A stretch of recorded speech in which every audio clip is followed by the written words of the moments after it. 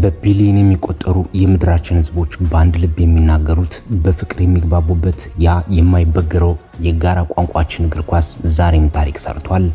የዓለም ዋንጫ ፍጻሜ በታዋቂው የኒውዮርክ ኒው ጀርዚ ስታዲየም ሲካሄድ መላው ዓለም ትንፋሹን ውጦ ይህን ታላቅ ፍልሚያ ተከታትሏል።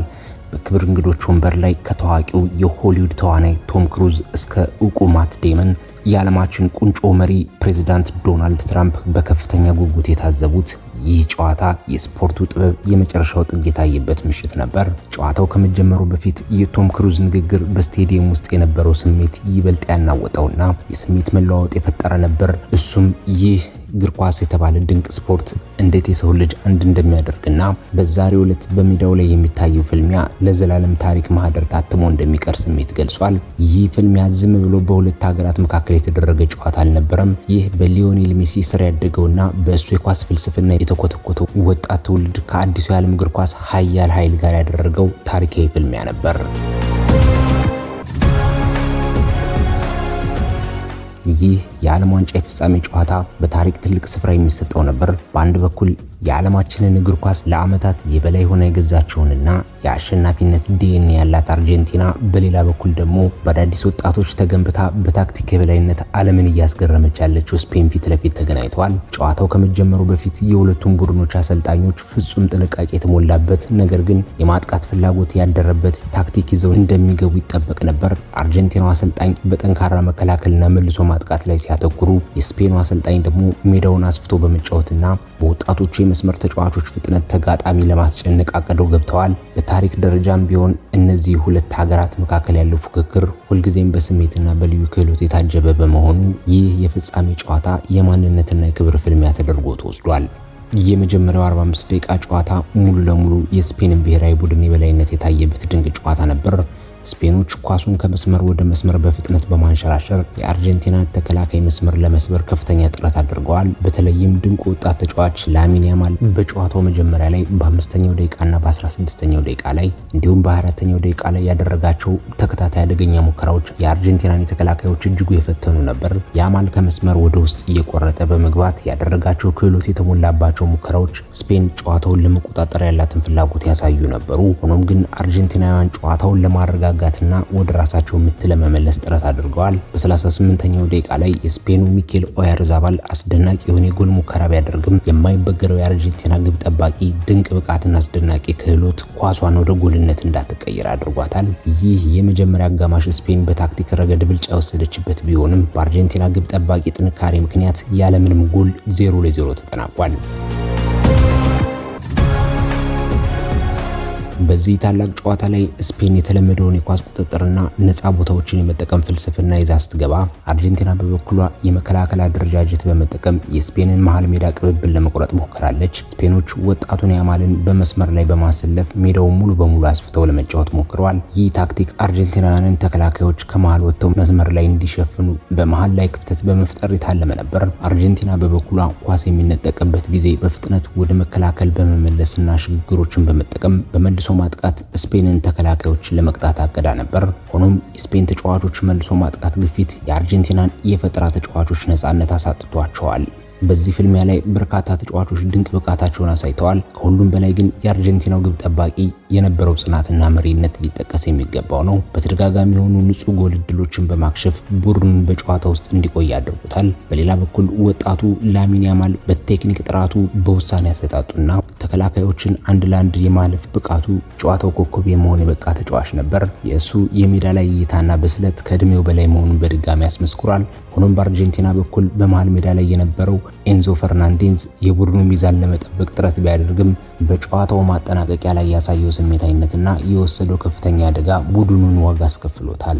እስከ መደበኛው የጨዋታ ጊዜና ተጨማሪ ደቂቃዎች ድረስ ጨዋታው 0-0 በመቀጠሉ ወደ ጭማሪ ሰዓት አምርቷል። ወሳኛዋና ብቸኛዋ የማሸነፊያ ጎል የተቆጠረችው በጭማሪው ሰዓት መጀመሪያ አጋማሽ ማጠናቀቂያ ላይ ማለትም በ105ኛው ደቂቃ ላይ ነበር። ጎሉ ሊቆጠር የቻለው በስፔኖች ከመስመር የጀመሩትን ፈጣን የኳስ ቅብብል ወደ መሃል በማምጣት የአርጀንቲናን ተከላካዮች ካዘናጉ በኋላ ነው። ተደጋጋሚ ጎል ሙከራዎችን ሲያከሽፍ የነበረው የማይበገረው የአርጀንቲና በረኛ በዚህ ደቂቃ ላይ ግን ያቺ ወሳኝ ኳስ አምልጠዋለች። የስፔኑ ፈርናንዶ ቶሬዝ ተረጋጋና አስደናቂ አጨራረስ በመጠቀም ኳሷን መረብ ላይ ያሳርፏታል። ይህች ጎል የስፔንን ስልታዊ በላይነት ያረጋገጠችና የጨዋታውን ሙሉ ሞሜንተም ወደ አሸናፊነት ያዞረች ነበረች።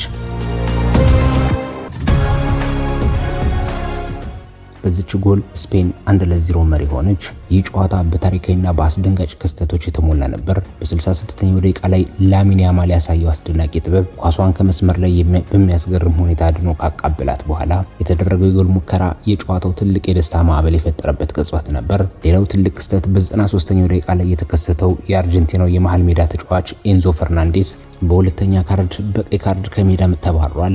ይህም አርጀንቲናን በሰው ቁጥር እንድታንስ አድርጓታል። ጨዋታው እስከ 97ኛው ደቂቃ ድረስ 0-0 በመሆን የቀጠለ ሲሆን በጭማሪው 6ኛ ደቂቃ ላይ የተፈጠረውና የሁለቱም ቡድን አሰልጣኞች የነበራቸው የቼዝ ጨዋታ የመሰለ ታክቲክ የሚደነቅ ነበር። የስፔኑ አሰልጣኝ ወጣቶቹ ላይ የጣሉት እምነትና ሜዳውን አስፍተው የመጫወት ስልት በመጨረሻም ፍሬ አፍርቷል። በተለይም በጨዋታው መገባደጃ ላይ የተጫዋቾችን ጥንካሬ ጠብቆ ለማቆየት ያደረጓቸው ቅሬታዎች ቡድኑ የጨዋታውን የበላይነት እንዲይዝ አድርጎታል። በአንጻሩ የአርጀንቲናው አሰልጣኝ ቡድናቸው በሰው ቁጥር ካነሰ በኋላ እስከ መጨረሻው ድረስ በአንድነት ተከላክለው ጨዋታውን ወደ መለያ ምት ለመውሰድ ያደረጉት ጥረት ሊደነቅ የሚገባው ቢሆንም በ105ኛው ደቂቃ ላይ የተፈጠረውን የመከላከል መላላት መቆጣጠር አልቻሉም። ከጎሏ መቆጠር በኋላ አርጀንቲና ሙሉ ለሙሉ የአቻነት ጎል ፍለጋ ወደ ማጥቃት ስትሸጋገር፣ ስፔን ደግሞ ሙሉ በሙሉ ወደ መከላከል በመግባት ውጤቱን አስጠብቃ ለመውጣት ያደረገችው ታክቲክ ስኬታማ ነበር። የጨዋታው ጊዜ በአብላጫ ስፔን በኳስ ቁጥጥር ወደ 58 በመቶ የነበራት ሲሆን ይህም የጨዋታውን የመምራት ፍላጎቷን ያሳያል።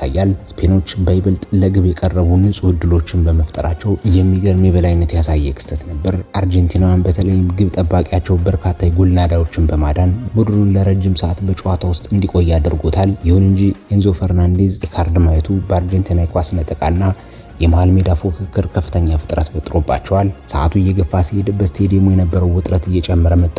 ደጋፊዎች በጭንቀት ጥፍራቸውን ይነክሳሉ። የቶም ክሩዝ እና የማት ዴመን ፊቶች ላይ የነበረው ጉጉትና መደነቅ የጨዋታውን ትልቅነት ያስመሰክራል። እያንዳንዱ ሰከንድ በእያንዳንዱ የኳስ ንክኪ የታሪክ አቅጣጫን የሚቀይር ይመስል ነበር። በ93ኛው ደቂቃ ላይ ኤንዞ ፈርናንዴስ ቀይ ካርድ አይቶ ሲወጣ የአርጀንቲና ደጋፊዎች ልብ የቆመ ነበር። ተጫዋቾቹ እስከ 105ኛው ደቂቃ ድረስ ያሳዩት ተጋድሎ የሚገርም ነበር። ያቺ 105ኛው ደቂቃ ላይ የተቆጠረችው ጎል ግን ስቴዲየሙን ለሁለት ከፈለችው። በአንድ በኩል የስፔን ደጋፊዎች በብረት የተሞላበት ደስታ፣ በሌላ በኩል ደግሞ የአርጀንቲናውያን የሀዘን እንባ። ከዚህ ጎል በኋላ ጨዋታው ሙሉ በሙሉ አርጀንቲና የአቻነት ጎል ፍለጋ የምትወረወርበት፣ ስፔንም በአንጻሩ ጥርሷን ነክሳ የምትከላከልበት እውነተኛ የነርቭ ፍልሚያ ሆነ። ይህ ጨዋታ ዝም ብሎ የአንድ እግር ኳስ ውድድር ማጠቃለያ አልነበረም። ይህ የአዲሱ እግር ኳስ ትውልድ ስልጣኑን ከድሮቹ ኃያላን በእንባ የተረከበበት ታሪካዊ ምሽት ነው። ስፔን በወጣቶቿ ድንቅ ጥበብና በታክቲክ ብስለቷ በዓለም እግር ኳስ አናት ላይ ለመቀመጥ በቅታለች። አርጀንቲና ምንም እንኳን ብትሸነፍም አስደናቂው ግብ ጠባቂዋና የተጫዋቾቿ የአሸናፊነት መንፈስ እስከ መጨረሻው ሰከንድ ድረስ ያስመሰከሩት ጽናት ለዘላለም ሲወደስ ይኖራል። በመጨረሻው ደቂቃ ላይ የሜሲ ተደጋጋሚ ሙከራና ለአስጨራሽ ፉክክር የሚደነቅ ነበር። በስተመጨረሻም ሜሲ ሀዘንና እንባ የደጋፊዎችን ልብ የነካ ነበር። ይህ በኒውዮርክ ጀርዚ ስታዲየም የተጻፈው ታሪክ በመላው ዓለም የሚገኙ የእግር ኳስ አፍቃሪያንን ለብዙ ዓመታት ሲወራ የሚኖር ድንቅ የጥበብ ማህደር ሆኖ ይቀራል። ስፔን ለሁለተኛ ጊዜ በ2026 የዓለም ዋንጫውን በዓለም መሪው ዶናልድ ትራምፕ ፊት ተቀብላለች። እግር ኳስን ከስፖርትነት በላይ ስሜት የሚያደርገው ታላላቅ ተጫዋቾች በሜዳ ላይ የሚያሳዩት እውነተኛና ያልተፈበረከ ስሜት ነው። የሊዮኔል ሜሲ ማልቀስ በተለይ በታላላቅ ጨዋታዎች የዓለም ዋንጫ ላይ የሚታይ የቢሊዮኖችን ልብ የሚነካና በስፖርቱ ታሪክ ውስጥ ትልቅ ስፍራ የሚሰጠው ክስተት ነው እያልን የዛሬውን ታሪካዊ የዓለም ዋንጫ ፍልሚያ ትንተና እንደወደዱት ተስፋ በማድረግ ስለ አርጀንቲናውያን የመጨረሻ ሰዓት ተጋድሎና ስለ በረኛቸው ድንቅ ብቃት ያላችሁን አስተያየት ከታች ባለው የኮሜንት መስጫ ላይ አካፍሉን። ቪዲዮውን ላይክ እና ሼር በማድረግ እንዲሁም ቻናላችን ሰብስክራይብ በማድረግ በሌላ ድንቅ ትንተና እስከምንገናኝ ድረስ ሰላም ቆዩልን።